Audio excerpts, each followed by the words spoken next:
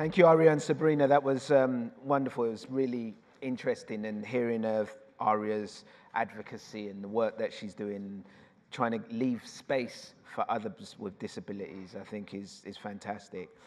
We're pivoting to another subject again, something that we've covered quite a lot today already, and it's artificial intelligence.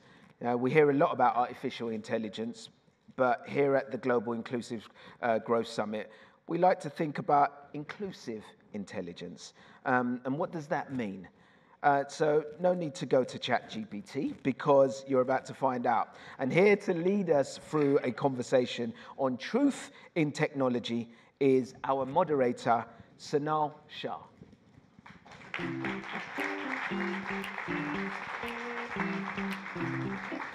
Have a good one, Sonal.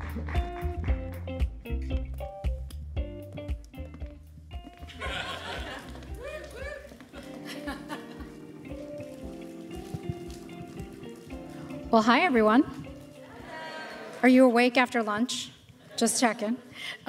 We have 15 minutes, so I'm going to use my 15 minutes as quickly as possible. This is a topic that I know we've heard about today, but it's a topic that's going to be around for a very long time, so we think it's an important moment to talk about truth and technology. Not sure most people put truth and technology in the same sentence most of the time, but as the digital world has continued to grow even faster than we all had expected, it's really now a question of what is it that we can do, what is it we have the power to do, and how do we do it, because there are models out there that do that differently. So with me, I have three incredible leaders, and I'm just gonna ask them the questions because they're the smart ones. Frank McCourt, to my left, he's the executive chairman and founder and CEO of McCourt Global. Maryana Iskander, right next to him, CEO of Wikimedia Foundation, and Navrina Singh, founder and CEO of Credo AI. So Frank, let me start with you. You just wrote a book, and an important book actually on, I want to get the title right, Our Biggest Fight, Reclaiming Liberty, Humanity, and Dignity in a Digital Age with Michael Casey. You argue for restructuring of the information architecture that allows people more agency. Let me just start with why now, and is it too late? Hi, everyone. Yeah, I wrote the book to shed light on a project we call Project Liberty, which is a project to reimagine how the internet works so we can reclaim our data, what I call in the book our personhood, from the machines of big tech. The point here is that we're living now as in a digital age. Our information is completely not our own anymore. All of who we are, and when I say who we are, I mean not just like where we sit or where we shop. It's how we think, how we feel, how we react, how we behave. Everything about us is now owned by someone else, one of these platforms. And so I think it's time that we rethink how the internet works, reclaim our personhood, and that's very, very doable from an engineering perspective. I also feel that we're in a time now where we know the your data is extremely valuable, and wouldn't it be great if people on the outside looking in were sharing now in the value proposition of this data? I'm talking about people everywhere around the globe. I think it could be the biggest change in terms of changing how the economy works, and a data sharing economy, I think, will be a game changer here. AI, don't be fooled. This generative AI is not some new model that is going to fix everything. Let's think about this for a second. What is the biggest industry in current technology other than the platforms themselves? Cybersecurity. So think about that. It's breaking so much, and it is broken so much, that it's created an industry of its own. Why, pray tell, would we make it more powerful without fixing the problems first. Your data is going to drive generative AI as well. So let's fix what's broken and then benefit from all this as we go forward. So hard to do this in 4 minutes or 5 minutes. I would just ask you, take an hour or two of your precious time, read Our Biggest Fight. If you agree, get on board. If you disagree, tell us what you disagree with. Because my goal is not to be right, it's to get this right. Because this is very, very important. We're at that fork in the road. Are we going to follow the sign that says, follow the machinery? Or do we follow the sign that says, let's follow the human beings? And I think that's where we are. So go to ourbiggestfight.com and have a look, please. Thank you. Frank, let me just one follow-on question to you. Why did you do this now? You could do anything in the world. Why now? Well, I come from a family of builders, 5th generation. We've been building infrastructure for 131 years. But I'm also one of 7 children that, think of my dinner table with my parents and friends. There's 9, 10, 11, 12 of us. And as a kid, I was pretty good, like with my siblings, of identifying problems. But not a dinner would end before my mom would say, okay, you kids have the problem nailed. Now what are you going to do about it? And that's just what this is. By the way, you asked me if it's doable. This tech is happening now. There are almost 1 million people who have moved to a new internet where they own and control their data. And you can download an app called MeWe. It's a Web2 social media app with 20 million users, and they're migrating over to this new internet right now. And so I urge you to do that as well. Awesome. Maryana, you run Wikimedia. How many of you use Wikipedia? You run the foundation. It's a collaborative model. Explain what a collaborative model is. Well, I was thinking this morning about Shamina's call that we're all here because we care about inclusivity, and I think we need that online now more than ever. Most people use Wikipedia and have absolutely no idea how it actually operates. It is the only top 5 or top 10 website in the world that is run by a nonprofit organization. It gets 15 billion devices per month, so roughly twice the population of the world every month using Wikipedia. 89% of that content is not in English. It represents 332 languages. That content is curated, cited, sourced by hundreds of thousands, about 250, 300,000 volunteers who do that for free on behalf of humanity every single month.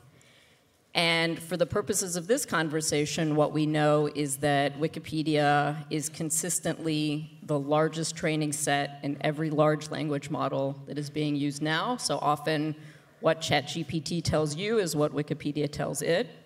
And that makes the urgency to grow and care and tend for this collective asset so important for all of us.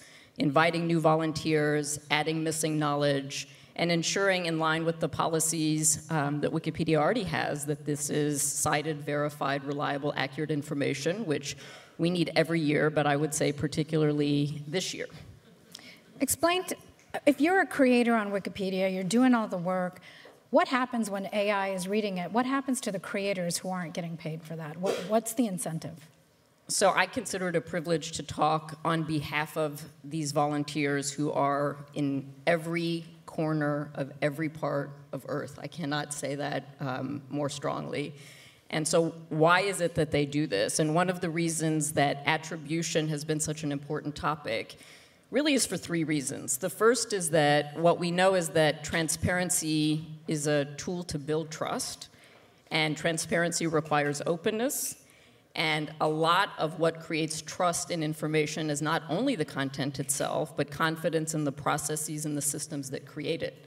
And when we delink where information came from, we lose trust in it. That applies to reusers, and remember, Wikipedia content is free for anybody to appropriately reuse anywhere they want. Most of the things that you get from other sites on the internet come from Wikipedia. But the issue that you're raising, which is the one that I think worries us the most, is that what is the impact of this for human motivation to continue to contribute to knowledge production systems? Because again, in many respects, The machines are telling you what these people are telling it, and we have to grow and continue to invest in that. So we are, at the moment, publishing an open research agenda, including with industry, to really try to understand that core question. What is human motivation going to require in this age of generative AI, and how do we ensure that it is on the upswing? I would join that research. I think it's important to know. Navrina, you created Credo AI. It's to ensure a safe, fair, compliant, auditable development and use of AI. What motivated you to do this and why? First and foremost, thank you for having me, and I just want to, underscore something that Maryana and Frank have both said. As a technologist who's built tech for past 20 years, we forget in this age of AI, it's just a tool. And we should not be surrendering to this tool, but it's instead engaging with it. And so the motivation to really start Credo AI 4 years ago was taking responsibility and accountability for the technology that we are putting out. Because we at Credo AI truly believe that there is a way to build responsible technology and to manage the unintended consequences early on rather than when it's already happened, but you have to have the will and the tools and scalability to be able to do that. So at Credo AI, we have a software platform that really helps you, one, align on what does good look like for you. So what it means for Wikipedia might be very different than what it means for Microsoft, but how do you actually bring and codify those values against which you test your systems? Once you've codified those values, we interrogate your technical systems, your use cases, but more importantly, your people and processes. Because again, you have to remember a big part of building these large models, especially large language models and technologies, is the humans behind it, right? So a lot of our ethos as product builders is actually showing up in this technology, and are we actually managing that in a way that reflects in the outcomes? And then once you've done that is really focusing on how do you consistently, in a transparent manner, build that trust. And that trust doesn't happen overnight. You have to show up day in, day out with a technology that is actually serving your purpose. So a big part of our work at Credo AI is building the software, but in partnership with the ecosystem, not only of the policymakers, standard-setting bodies, regulators, but the impacted users. And that's where I think inclusion becomes so critical. As every user is engaging with it, we have the power to actually inform these conversational AI systems. What does good look like? And let me just ask you a question. Can AI help with all of the misinformation too? Because there's so much information being put out. Sometimes it's hard to know what's true and what's not true. Yeah, we don't have much time, but if anyone who's interested, I'm happy to go into some of the methods and models we've been pioneering for the past 4 years. But I think a better way to think about it is absolutely some of the machine learning and understanding systems can figure out this misinformation. But I think that's after the misinformation has gone viral, right? The key question we've been asking ourselves at Credo AI, and with especially engagement of the ecosystem, is what can we be doing proactively? So this is where the whole notion of governance and oversight, from the time you're thinking about designing a system to developing it, to testing it, before you put it in production, really what does that good look like is really critical. But then happy to discuss what are some of the new methods we've developed for misinformation. So we have 30 seconds. So I'm going to ask each of you a fast question. What's the one thing you want the audience to take away from this conversation? Don't talk about AI, engage with AI. And I think that's really important because AI literacy is one of the biggest gaps we are seeing in actually building responsible and inclusive AI systems. And everyone here should be actually testing and playing around with these AI systems now. Maryana? I'm hugely optimistic about the future of technology, but we have to keep humans in the loop at every stage of this technology, not just at the end. Curation, creation, dissemination, summary, all of it, humans in the loop. Frank? Yeah, every time you hear the word data, think personhood. It's who you are in the digital age, and you should own you. Thank you very much. This is great.